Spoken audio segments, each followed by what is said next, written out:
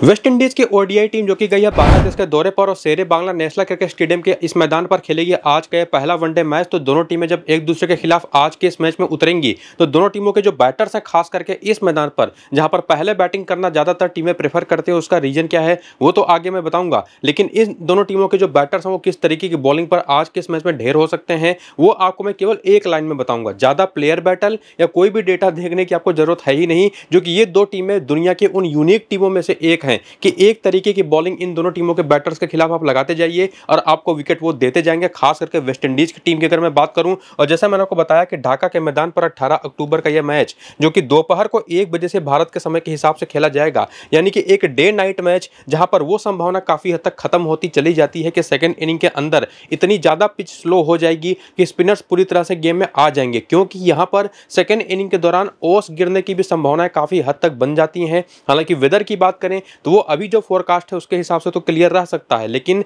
अगर आसमान पर बादल आते हैं तब तो ड्यू के चांसेस जो ओस के बारे में मैंने बात करी वो तो खत्म हो जाएंगे सेकंड इनिंग के दौरान। और उस टाइम पर जो गेंद होगी वो स्पिनर्स को हेल्प करेगी, ब्रेक करेगी और गेंद पर बल्ले पर फंस करके आएगी। और अगर आसमान पर पूरी तरह से धूप होती है रात के टाइम पर तब वहां पर ओस जरूर आएगी टेम्परेचर ड्रॉप होने के बाद। और उस कंडीशन में कोई भी टीम यहां पर पहले बैटिंग करना पसंद नहीं करके पहले बॉलिंग करना पसंद करेगी, क्योंकि सेकंड इनिंग में जब ओस आ जाएगी वहां पर बैटिंग करना ज्यादा आसान हो जाएगा। हालांकि अगर आप रिजल्ट्स में जाकर के देखें पिछले 10 ओडीआई मैचेस इस ग्राउंड पर जो खेले गए हैं उसमें से 6 बार पहले बैटिंग करने वाली टीम जीती है, लेकिन बैटिंग सेकंड करने वाली टीमें भी बिल्कुल ज्यादा पीछे है नहीं। और इवन आखिरी के 4 ओडीआई मैचेस का स्कोर कार्ड अगर आप देखें तो जो सबसे आखिरी मैच यहाँ पर डे नाइट मैच ही खेला गया था 2023 में 26 सितंबर को बांग्लादेश और न्यूजीलैंड के बीच में, जहां पर बांग्लादेश के 171 के स्कोर पर टीम ऑल आउट हो गई। उसको न्यूजीलैंड की टीम ने चेज करके 7 विकेट से मैच को जीत लिया, जहां पर पावर प्ले की दोनों इनिंग्स में बेसिकली पहली इनिंग में 3 विकेट, दूसरी इनिंग में 2 विकेटें गिरी। और उसके बाद जो यहां पर एक इंग्लैंड की टीम ने 326 का स्कोर खड़ा किया,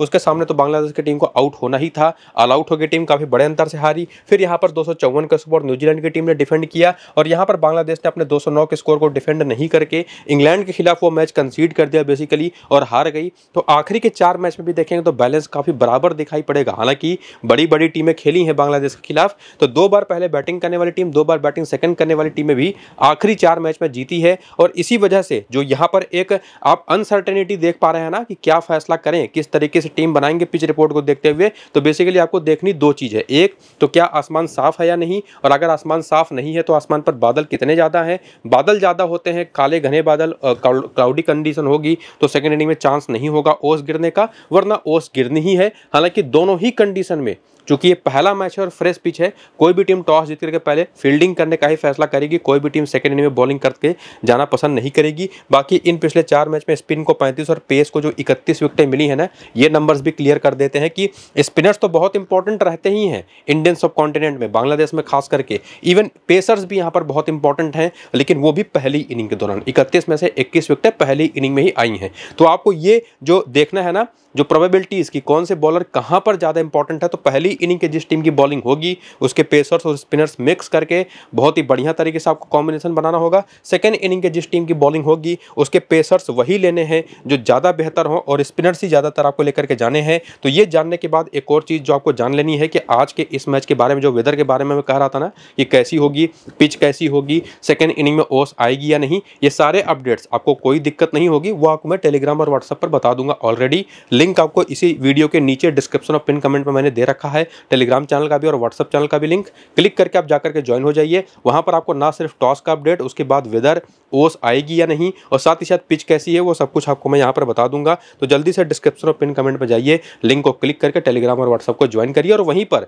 अपनी टीम भी मैं दूंगा फाइनल टीम, तो उसको भी आप उसके हेल्प ले सकते हैं। बाकी वीडियो पूरा देखेंगे तो आपकी मल्टीपल टीमें वैसी भी बनेगी, क्योंकि ये जो अगर आप देखें ना बांग्लादेश की टीम का प्लेइंग 11 और बैटिंग ऑर्डर जो बेसिकली हो सकता है टॉप ऑर्डर अगर देखें तो तंजीद हसन और सैफ हसन ओपन करते दिखाई पड़ सकते हैं, संटो और तौहीद है उसके बाद नंबर 3 और 4 पर, उसके बाद मेहदी हसन मिराज, जाकिर अली और रिशद हुसैन आएंगे जो कि लेग स्पिन बॉलर हैं। और बाकी खिलाड़ियों में तंजीम हसन, साकिब हैं, तस्कीन अहमद है, तनवीर इस्लाम और मुस्तफिजुर रहमान, ये इनके वो 4 मेन बॉलर हैं जो ऑल अराउंड आपको 8 ओवर के आसपास की बॉलिंग करके देंगे। और साथ ही साथ यहाँ पर रिशद हुसैन और मेहदी हसन मिराज भी हैं और साथ ही साथ सैफ हसन भी, अगर आपने देखा अभी आखिरी वनडे मैच जिन्होंने खेला था उसमें भी इन्होंने 3 विकेटें चटकाई थी। तो बहुत ही अच्छे ऑलराउंडर से और मिक्स तेज गेंदबाज और स्पिन ऑप्शन के साथ ये टीम भरी पड़ी है, जिसमें बैटिंग निश्चित तौर पर एक कमजोर कड़ी इनकी है। बाकी बेंच अगर आप देखें तो बेंच पर भी हसन महमूद हैं, बहुत ही बढ़िया तेज गेंदबाज, सौम्य सरकार, महिदुल हसन, इनकन, समीम हुसैन और नूरुल हसन है।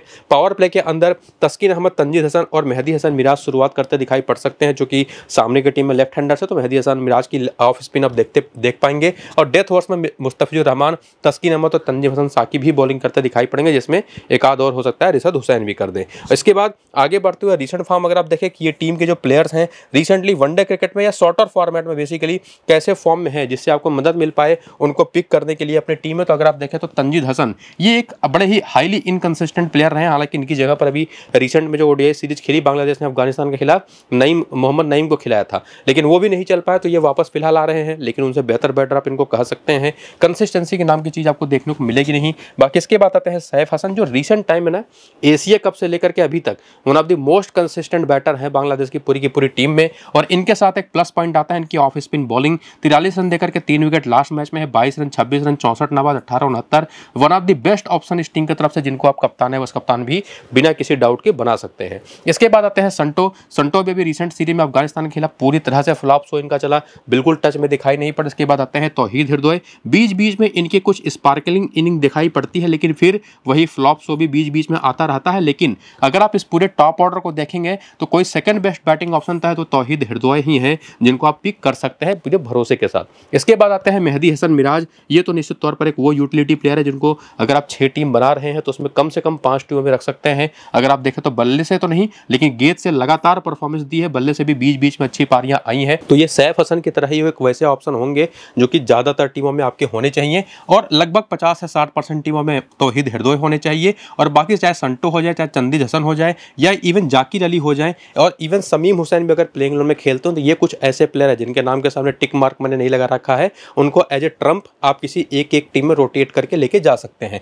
क्योंकि जाकिर अली भी बहुत ज्यादा रन से रिसेंटली बनाते दिखाई नहीं पड़े, समीम हुसैन भी कभी कभी चूंकि बॉलिंग भी कर देते हैं, इस वजह से इनकी यूटिलिटी थोड़ी सी बेहतर हो जरूर जाती है। लेकिन अगर आप देखें मेहदी हसन मिराज हैं, सैफ हसन है, तो इनकी बॉलिंग के चांसेस काफी कम हो जाते हैं, और इसी वजह से रिशद हुसैन भी उतने ही इंपॉर्टेंट हो जाते हैं एज ए लेग स्पिनर, चूंकि कोई प्लेयर बैटल देखने की जरूरत नहीं है। सीधे मैं कहूंगा, जो आपको मैं पीछे कह रहा था ना कि एक लाइन में बताऊंगा, वेस्ट इंडीज की टीम एक ऐसी टीम है जो कि स्पिन को सबसे खराब खेलती है, पेस अच्छा खेल जाती है, बाएं हाथ के तेज गेंदबाजों को थोड़ा बहुत बुरा खेलती है, लेकिन लेग स्पिनर आप लगा दीजिए, वो लोग विकेट लगातार देंगे। तो उस तरीके के बॉलर है सामने की टीम में। रिशद हुसैन अच्छे लेग स्पिनर हैं और लगातार अच्छे फॉर्म में रहे भी हैं। बाकी Taskin Ahmed right arm fast bowler, इनकी भी अगर आप देखें तो फॉर्म काफी अच्छी लगी हुई है। बाकी तंजीम हसन साकिब में रिसेंट टाइम में बहुत विकेटें चटकाई हैं, ये भी one of the most important खिलाड़ियों में से एक हैं। मुस्तफिजुर की कंसिस्टेंसी को लेकर के आप डाउट कर सकते हैं। और बाकी बेंच पर जो प्लेयर उसमें से कोई बेहतर ऑप्शन होगा तो तनवीर इस्लाम, जो कि प्रॉबेबली हो सकता है कि यहाँ पर समीम हुसैन की जहाँ पर प्लेइंग इलेवन में खेलते दिखाई पड़े, और अगर ऐसा होता है तो ये भी इक्वली उतने ही इंपॉर्टेंट होंगे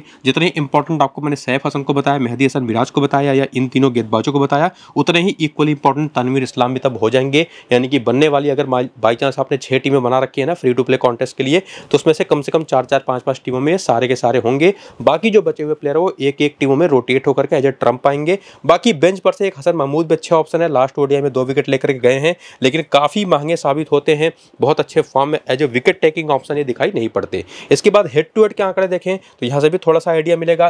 तंजीद हसन वेस्ट इंडीज के खिलाफ 3 मैच 106 रन बना चुके हैं, 35 का बढ़िया एवरेज है, फिर भी ये ट्रम्प ऑप्शन है। सैफ हसन तो खेले नहीं, संटो बिल्कुल नहीं चले वेस्ट इंडीज के खिलाफ, तौहीद हृदय भी नहीं खेले, लेकिन मेहदी हसन मिराज के आंकड़े जबरदस्त थे। 19 मैच 178 रन और 27 विकेटें, और इतने कमाल के बॉलिंग आंकड़े ही हैं कि बैटिंग तो इनकी प्लस पॉइंट है। तो निश्चित तौर पर मैं सैफ हसन और मेहदी हसन मिराज को ही बेस्ट मानूंगा। फिलहाल जाकिर अली के भी नंबर्स काफी अच्छे हैं, 3 मैच के 2 इनिंग में 113 रन, 56 का एवरेज, 3 मैच में 4 विकेट है रिशद हुसैन। इसके बाद आते हैं तंजीम हसन साकिब, इनके 2 मैच में 1 ही विकेट है। तो और साथ ही साथ तस्कीन अहमद की भी 5 मैच में वेस्ट इंडीज के खिलाफ केवल 1 विकेट है। और उसके बाद अगर आप और देखिए 199 गेंदें कर चुके हैं, और हमेशा पहली इनिंग में बॉलिंग कभी नहीं की इन्होंने वेस्ट इंडीज के खिलाफ, वो इनका एक नेगेटिव पॉइंट चला गया है। 199 गेंदें करने के बाद 1 विकेट केवल वेस्ट इंडीज का ले पाए हैं। तो जो पीछे आपको मैं बता रहा था ना कि ये एक ऐसे तस्कीन अहमद प्लेयर है जिनको 6 में से कम 4 से 5 टीमों में रखिए, तो जो बाकी 2 टीमें बचती है जिसमें आप इनको नहीं रखेंगे ना, तो वहां से इनको हटा करके कोई भी दूसरा ऑप्शन जाकिर अली या नीचे से मुस्तफिजुर रहमान या कोई एक एक्स्ट्रा बैटर अपनी टीम में ऐड कर सकते हैं।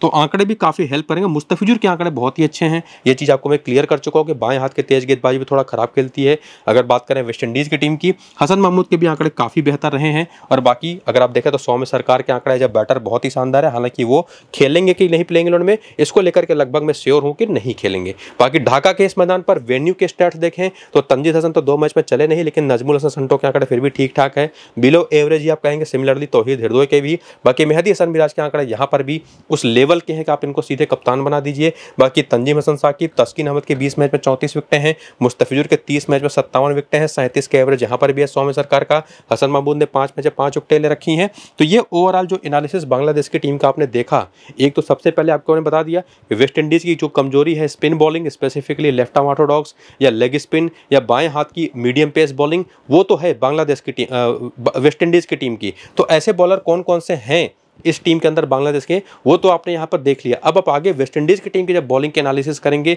तो वहां पर आपको मैं क्लियर करूंगा कि क्या कमजोरियां इनके बैटर्स की है, और वो भी मुंह जवानी एक लाइन में, कोई डेटा देखने की जरूरत नहीं है, कोई भी टाइम वेस्ट करने की जरूरत नहीं है। और उस क्रम में सबसे पहले तो प्लेइंग 11 और बैटिंग ऑर्डर देख लीजिए वेस्ट इंडीज की टीम का, जहां पर ब्रैंडन किंग है, एली कैथाने मोस्ट प्रोबेबली ओपन करेंगे, किसी काटी हैं, साई होप हैं, रदरफोर्ड हैं, चेज हैं, सेफर्ड हैं, वापस आ चुके हैं टीम में।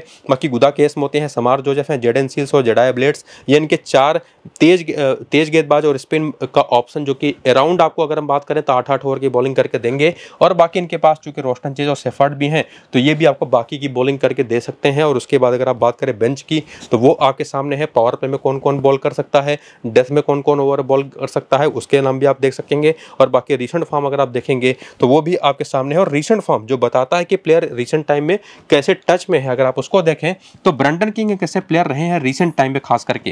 हालांकि अभी इंडिया के खिलाफ एक टेस्ट सीरीज में भी खेले, वहां पर कुछ ज्यादा खास कर नहीं पाए। उसके पहले सीपीएल खेले थे, वहां पर काफी अच्छे टच में दिखाई पड़े थे, लेकिन जैसे ही बात आती है आपको मैं बता चुका हूं स्पिन खेलने को लेकर के, वहां पर ये पूरी तरह से फेल होते हैं। और ऐसी बॉलिंग है सामने की टीम में तो भरोसा तो आप इनको कर सकते हैं ट्रम्प ऑप्शन के तौर पर, जहां पर आप इनको 1 या 2 टीमों में रोटेट करके लेकर के जाइए। सिमिलर चीज यहां पर मैं एली कैथानेज को भी लेकर के कहूंगा, लेकिन सिर्फ एक टीम के लिए बहुत अच्छे फॉर्म में ये भी नहीं है, ना तो किसी काटी, लेकिन इवन किसी काटी के नंबर्स रिसेंट टाइम में अच्छे दिखाई नहीं पड़ेंगे, लेकिन स्टिल आपको मैं इनको उस लेवल का प्लेयर बताऊंगा कि 6 टीमें बनाइए तो कम से कम 3 टीमों में तो जरूर रखिए। और उसके बाद आते हैं साई होप, ये तो एक ऐसे प्लेयर है ना, इनका डेटा देखने की जरूरत है ही नहीं, चाहिए तो देख लीजिए। अभी इंडिया के खिलाफ टेस्ट सीरीज में इन्होंने एक सेंचुरी लगाई शानदार आखिरी वाले टेस्ट मैच में। बाकी शॉर्टर फॉर्मेट में भी फॉर्म ठीक ठाक है। रिसेंटली चूंकि सीपीएल खेले थे तो उन्हें बड़े बड़े स्कोर आपको दिखाई नहीं पड़ेंगे, लेकिन अभी इनके बारे में मैं बात करूँ तो 6 टीम बना दो, 6 की 6 टीम में रखिए, 3-4 टीमों में तो कप्तान बना दीजिए, उस लेवल के प्लेयर हैं। बाकी सरफेन रदरफोर्ड भी वही ट्रम्प ऑप्शन के तौर पर ही रोटेट होंगे,